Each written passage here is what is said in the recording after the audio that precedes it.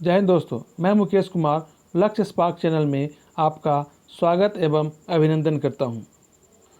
दोस्तों, मिशन बिहार दरोगा मेंस 2020 के तहत भारतीय इतिहास का 2000 इम्पोर्टेंट क्वेश्चन सीरीज़ का तीसरा भाग लेकर आपके सामने उपस्थित हुआ हूं। इस सीरीज़ के तहत हम वैसे क्वेश्चन का अभ्यास करवाएंगे जो बिहार के कई एग्ज़ाम में पूछे गए हैं तथा जिसको पूछे जाने की संभावना बहुत ज़्यादा है। तो शुरू करते हैं आज का पहला क्वेश्चन। निम्नलिखित में से किस व्यक्तित्व को महात्मा गांधी ने अधिक प्रभावित किया?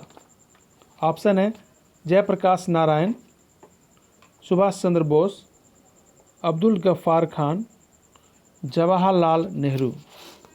दोस्तों, इसका सही आंसर है जयप्रकाश नारायण। दोस्तों, जयप्रकाश नारायण महात्मा गांधी के व्यक्तित्व से बहुत ज़्यादा प्रभावित थे। अगला क्वेश्चन है, तानसेन किस शासक के दरबारी कवि थे? अशोक, चंद्रगुप्त, शाहजहां और अकबर। दोस्तों, इसका सही आंसर है अकबर। दोस्तों, तानसेन को जादुई कवि के रूप में जाना जाता है, जादुई संगीतकार के रूप में जाना जाता है। तानसेन मुगल सम्राट अकबर के दरबार में नवरत्नों में से एक थे। अगला क्वेश्चन है, सिख पंथ के पवित्र ग्रंथ गुरु ग्रंथ साहब का संकलन किसने किया था? गुरु रामदास ने, गुरु अर्जुन देव ने, गुरु नानक देव ने, गुरु गोविंद सिंह ने। दोस्तों, इसका सही आंसर है गुरु अर्जुन देव ने। दोस्तों, गुरु ग्रंथ साहब को सिख संप्रदाय का आदि ग्रंथ भी कहा जाता है। इसका संकलन सिख संप्रदाय के 5वें गुरु श्री गुरु अर्जुन देव जी ने किया था। अगला क्वेश्चन है, कुतुब मीनार को किसने पूरा करवाया था? ऑप्शन है कुतुबुद्दीन ऐबक ने, इल्तुतमिश ने, बलबन ने, अलाउद्दीन खिलजी ने। दोस्तों, इसका सही आंसर है इल्तुतमिश ने। दोस्तों, आपको बता दें, कुतुब मीनार की जो नींव है वो कुतुबुद्दीन ऐबक द्वारा रखी गई थी, जिसको कि बाद में इल्तुतमिश ने उसको पूरा करवाया। अगला क्वेश्चन है, नालंदा बौद्ध विश्वविद्यालय को किसने ध्वस्त किया था? महमूद गजनी, मोहम्मद गोरी, बाबर, बख्तियार खिलजी। दोस्तों, इसका सही आंसर है बख्तियार खिलजी। नालंदा विश्वविद्यालय दुनिया का सबसे पुराना विश्वविद्यालय में से एक है। इसकी स्थापना 5वीं शताब्दी में गुप्त वंश के शासक सम्राट कुमार गुप्त द्वारा की गई थी। आप इसको नोट कर सकते हैं। दोस्तों, कई बार एग्जाम में पूछा गया है और बार बार पूछा भी जाता है कि नालंदा विश्वविद्यालय की स्थापना किसने की है, कब की गई है। अगर कब की गई है तो 5वीं शताब्दी में की गई है। किसके द्वारा की गई है तो गुप्त सम्राट कुमार गुप्त द्वारा की गई है। इस नालंदा बौद्ध विश्वविद्यालय को 1193 में तुर्क सेनापति बख्तियार खिलजी और उसकी सेना ने प्राचीन नालंदा विश्वविद्यालय को नष्ट कर दिया था। दोस्तों, ऐसा कहा जाता है कि नालंदा विश्वविद्यालय में इतनी किताबें थीं कि वो 3 महीने तक लगातार जलती रहीं। अगला क्वेश्चन है, किस पुस्तक में वंदे मातरम लिखा गया था? गोरा, गणदेवता, पतिता और आनंदमठ। दोस्तों, इसका सही आंसर है आनंदमठ। आनंदमठ की रचना बंकिम चंद्र चटर्जी ने की थी। कभी कभी एग्जाम में ऐसा भी क्वेश्चन पूछा जाता है कि आनंदमठ की रचना किसके द्वारा की गई थी? तो किसके द्वारा की गई थी? बंकिम चंद्र चटर्जी द्वारा। अगला क्वेश्चन है, ब्रह्म समाज की स्थापना किसने की थी? दोस्तों, बहुत ही इंपॉर्टेंट क्वेश्चन है और खासकर बिहार का कोई भी एग्ज़ाम हो और ब्रह्म समाज से रिलेटेड क्वेश्चन न हो, ऐसा बहुत कम संभावना होती है। यानी कि ऐसे क्वेश्चन पूछे जाने की संभावना बहुत ज़्यादा है। दोस्तों, यहाँ पे बहुत सारा कन्फ्यूजन होता है। ब्रह्म समाज, आर्य समाज, रामकृष्ण मिशन, ये सारे के सारे लगभग एक ही समय में हुए थे, थोड़े से आगे पीछे हुए थे, इसलिए यहाँ पे कन्फ्यूज़न ज़्यादा होता है। इसलिए इस क्वेश्चन को ध्यान से देखें। इसका ऑप्शन है राजा राम मोहन राय ने, स्वामी दयानंद ने, स्वामी विवेकानंद ने, रामकृष्ण परमहंस ने। दोस्तों इसका सही आंसर है राजा राम मोहन राय ने। राजा राम मोहन राय ने ही ब्रह्म समाज की स्थापना की थी। कब? 1828 में। कभी कभी सन भी पूछा जाता है तो इसको भी आप याद रख सकते हैं कि राजा राम मोहन राय ने 1828 में ब्रह्म समाज की स्थापना की थी। स्वामी दयानंद ने आर्य समाज की स्थापना की थी। कब? 1875 में। स्वामी दयानंद ने आर्य समाज की स्थापना की थी। कब? 1875 में। और स्वामी विवेकानंद ने 1897 में 1897 में राम कृष्ण मिशन की स्थापना की थी। तो इस लिहाज से यहाँ से 4 से 5 क्वेश्चन बन सकते हैं, तो आप इसको ध्यान में रखिए और बहुत इंपॉर्टेंट क्वेश्चन भी है। अगला क्वेश्चन है, ठगी प्रथा का अंत निम्नलिखित में से किसके द्वारा किया गया था? Lord Cornwallis, Lord Wellesley, Lord William Bentinck, Lord Dalhousie. दोस्तों इसका सही आंसर है Lord William Bentinck. Lord William Bentinck को भारत का पहला गवर्नर जनरल भी बोला जाता है और बंगाल का आखिरी गवर्नर जनरल भी इनको बोला जाता है। भारत के पहले governor general Lord William Bentinck ने 1830 में, कब? 1830 में कर्नल सलीमन जो कि नेतृत्व करता था, यानी कि इनके नेतृत्व में या इनके साथ मिलकर ठगी प्रथा का अंत किया गया था। कभी कभी एग्जाम में ऐसा भी क्वेश्चन आता है कि लॉर्ड विलियम बेंटिक ने ठगी प्रथा का अंत किसके सहयोग से किया था? तो किसके सहयोग से किया था? कर्नल सलीमन के सहयोग से। तो आगे चलते हैं। अगला क्वेश्चन, निम्नलिखित में से कौन सा युग्म सही सुमेलित नहीं है? ऑप्शन है बुलंद दरवाज़ा, फतेहपुर सीकरी, स्वर्ण मंदिर अमृतसर, हैंगिंग गार्डन मुंबई, शेर शाह का मकबरा आगरा। दोस्तों इसमें ऑप्शन जो डी है वो सही सुमेलित नहीं है, शेर शाह का मकबरा आगरा। दोस्तों शेर शाह का मकबरा बिहार के सासाराम में है। दोस्तों ये भी क्वेश्चन बहुत ही इम्पोर्टेंट है, कई बार बिहार के एग्जाम में पूछा गया है और पूछे जाने की इसकी प्रबल संभावना रहती है कि शेर शाह का मकबरा कहाँ पर है। शेर शाह का मकबरा सासाराम बिहार में है।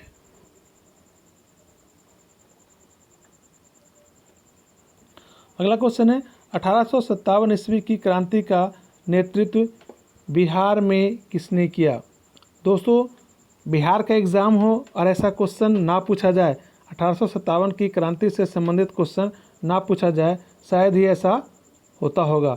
1857 की क्रांति से संबंधित एक क्वेश्चन बिहार के किसी भी एग्ज़ाम में पूछे जाते ही हैं और खासकर इस तरह के क्वेश्चन तो आते ही हैं। ऑप्शन है कुंवर सिंह, तात्या टोपे, नाना साहब और अमर सिंह। दोस्तों इसका सही आंसर है कुंवर सिंह। अगला क्वेश्चन है, ताजमहल का निर्माण भारत और डैश के विशेषज्ञों ने किया था, यानी कि भारत के साथ और कहाँ के विशेषज्ञों ने मिलकर ताजमहल का निर्माण करवाया था? ऑप्शन है सऊदी अरब, फारस, यूनान और चीन। इसका सही आंसर है फारस। ताजमहल का निर्माण भारत और फारस के विशेषज्ञों ने किया था। अगला क्वेश्चन है, निम्नलिखित में से भारत का सबसे पुराना राजकुल कौन सा है? यानी सबसे पुराना राजवंश जिसने भारत पे शासन किया। ऑप्शन है मौर्य, गुप्त, वर्धन और कुषाण। इसका सही आंसर है मौर्य। दोस्तों अगर देखें सबसे पुराना, अगर इस क्रम में अगर लगाते हैं तो सबसे पुराना हो जाएगा मौर्य वंश, उसके बाद नंबर आता है कुषाण वंश का, उसके बाद नंबर आता है गुप्त वंश का और सबसे आखिरी में आता है वर्धन वंश का। तो आप इसका क्रम भी याद रख सकते हैं। अगला क्वेश्चन है, कुषाणों की राजधानी निम्नलिखित में से कहाँ थी? पाटलिपुत्र, श्रावस्ती, पुरुषपुर और उज्जैन। इसका सही आंसर है पुरुषपुर।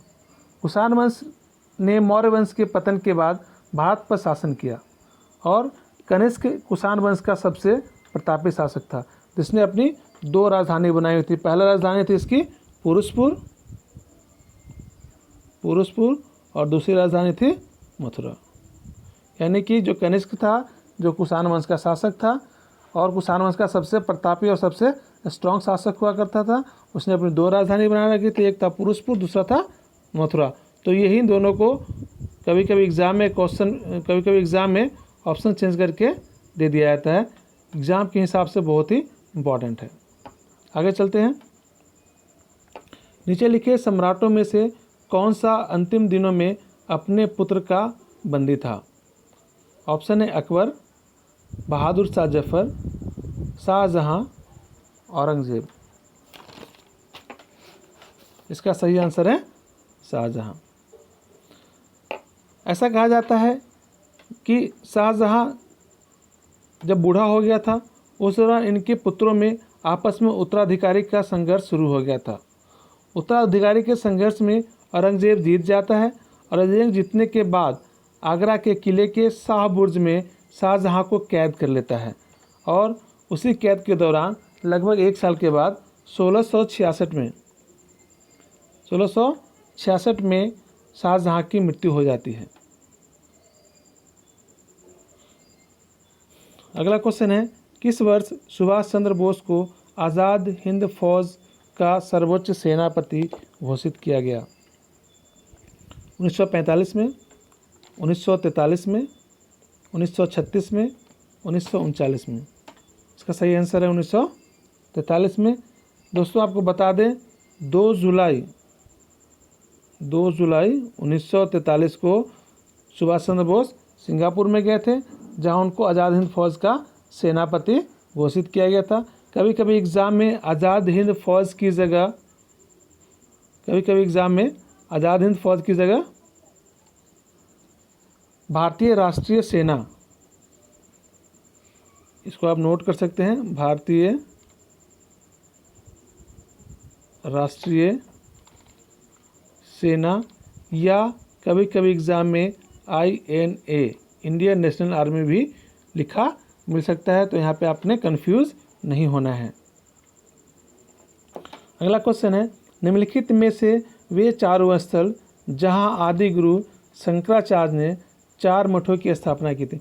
यानी कि शंकराचार्य ने चारों दिशा में एक एक मठ की स्थापना की थी, यानी चारों दिशा में 4 मठ की स्थापना की थी। ऑप्शन है काशी, पुरी, रामेश्वरम, द्वारिका।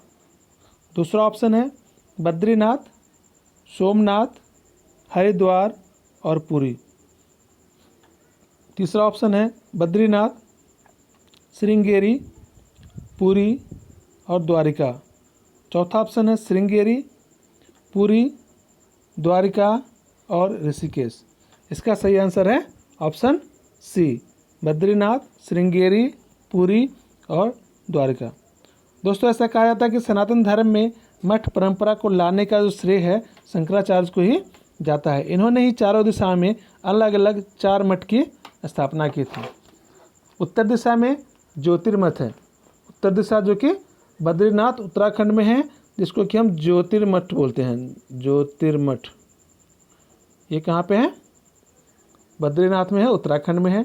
जो दक्षिण दिशा में है वो श्रृंगेरी मठ है, ठीक है। ये कहाँ पे है? रामेश्वरम, तमिलनाडु में है। पूर्व दिशा में गोवर्धन मठ है, जो कि जगन्नाथपुरी, पुरी उड़ीसा में है। और पश्चिम दिशा में शारदा मठ है, जो कि द्वारका में, कहाँ पे? गुजरात में है। अगला क्वेश्चन है, मुगल साम्राज्य के दौरान कौन सी भाषा सरकारी कामकाज के उपयोग में लाई जाती थी? ऑप्शन है पर्शियन, हिंदी, उर्दू और तुर्की। इसका सही आंसर है पर्शियन। अगला क्वेश्चन है, किसने कहा था कि राम और रहीम एक ही ईश्वर के 2 अलग अलग नाम हैं? ऑप्शन है अकबर, नानक, कबीर और रामदास। दोस्तों यह जो कथन है राम और रहीम एक ही ईश्वर के 2 अलग अलग नाम हैं, यह किसका था? कबीर का था। तो इसका सही आंसर हो जाएगा ऑप्शन सी, कबीर। अगला क्वेश्चन है, भारत में सार्वजनिक निर्माण विभाग यानी कि PWD, सार्वजनिक निर्माण विभाग यानी कि PWD का गठन किसने किया था। कभी कभी एग्जाम में सार्वजनिक निर्माण विभाग की जगह PWD भी लिखा हुआ आपको मिल सकता है। ऑप्शन है Lord Dalhousie, Lord Warren Hastings, Lord William Bentinck और लॉर्ड रिपन। इसका सही आंसर है लॉर्ड डलहौजी। भारत में ब्रिटिश शासन के दौरान अनेक कार्य हुए, जिसमें से सबसे ज़्यादा काम लॉर्ड डलहौजी के शासनकाल में हुआ था। अगला क्वेश्चन है, पाटलिपुत्र को किस शासक ने सर्वप्रथम अपनी राजधानी बनाया। ऑप्शन है चंद्रगुप्त मौर्य, अशोक महान, चंद्रगुप्त विक्रमादित्य, कनिष्क। इसका सही आंसर है चंद्रगुप्त मौर्य। अगला क्वेश्चन है, नालंदा विश्वविद्यालय किस लिए विश्व प्रसिद्ध था। ऑप्शन है चिकित्सा विज्ञान, तर्कशास्त्र, बौद्ध धर्म दर्शन, रसायन विज्ञान। इसका सही आंसर है बौद्ध धर्म दर्शन। दोस्तों आपको पहले ही बता चुका हूँ, नालंदा विश्वविद्यालय बौद्ध धर्म दर्शन के लिए प्रसिद्ध था, जिसकी स्थापना गुप्त वंश के शासक कुमार गुप्त द्वारा की गई थी। अगला क्वेश्चन है, सत्यमेव जयते शब्द लिए गए हैं। दोस्तों बहुत इंपॉर्टेंट क्वेश्चन है, बार बार एग्जाम में पूछे जाते हैं। यहाँ पर सत्यमेव जयते का जो स्पेलिंग है थोड़ा सा मिस्टेक हो गया है, टाइपिंग मिस्टेक होने की वजह से ऐसा हो गया है। तो इसका ऑप्शन है वेद से, रामायण से, महाभारत से और इनमें से कोई नहीं। दोस्तों ना वेद से लिया गया है, ना रामायण से लिया गया है, ना महाभारत से लिया गया है। यानी कि सत्यमेव जयते जो है वो कहाँ से लिया गया है, उपनिषद से लिया गया। कौन सा उपनिषद से, मुंडको उपनिषद से लिया गया है। आप इसको नोट कर सकते हैं, एग्जाम में कई बार आता है मुंडको उपनिषद। मुंडको उपनिषद से लिया गया है, एग्जाम में कई बार आ चुका है और आने की संभावना भी बहुत ज़्यादा रहती है, तो आप इसको याद कर सकते हैं। अगला क्वेश्चन है, पटना का प्राचीन नाम क्या है। ऑप्शन है कौशाम्बी, कन्नौज, पाटलिपुत्र और कपिलवस्तु। दोस्तों इसका सही आंसर होगा पाटलिपुत्र। दोस्तों कभी कभी आपको कन्फ्यूज़न के लिए ऑप्शन में पाटलिपुत्र के साथ कुसुमपुर भी दिया जा सकता है, तो यहाँ पे आपको कन्फ्यूज़ नहीं होना है। कुसुमपुर पाटलिपुत्र से पहले पटना का नाम कुसुमपुर हुआ करता था। अगर आपके ऑप्शन में पाटलिपुत्र के साथ कुसुमपुर भी है तो इसका सही आंसर कुसुमपुर होगा। अगर कुसुमपुर नहीं है तो इसका आंसर पाटलिपुत्र होगा। अगला क्वेश्चन है, मौर्य के बाद दक्कन और मध्य भारत में सबसे प्रसिद्ध राजवंश था। पल्लव, चोल, सातवाहन, वाकाटक। दोस्तों इसका सही आंसर है सातवाहन। दोस्तों अशोक की मृत्यु के बाद सातवाहनों ने खुद को स्वतंत्र घोषित कर लिया था और ये अपने आप को अपना वर्चस्व जो है मध्य भारत में दिखाना शुरू कर दिया था। आपको बता दें, सातवाहन शासकों ने ही शीशे का सिक्का चलाना शुरू किया था, जिसका संस्थापक था सिमुक। आपसे एग्जाम में कभी कभी पूछा जा सकता है कि सातवाहन जो वंश है उसका संस्थापक कौन था, तो कौन था, सिमुक था।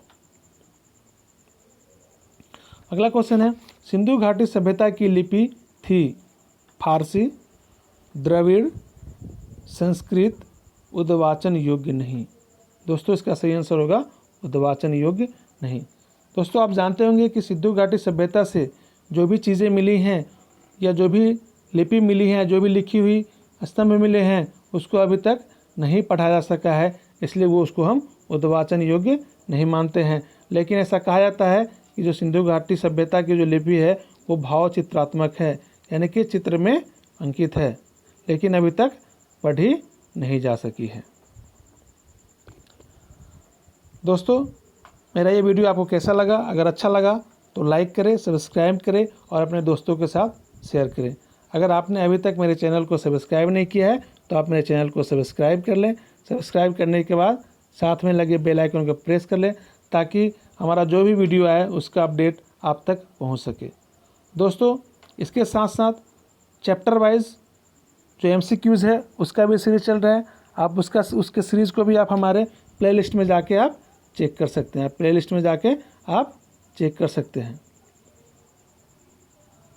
दोस्तों, हमारे चैनल को सब्सक्राइब करना ना भूलें, वीडियो को लाइक करें और शेयर करें। धन्यवाद।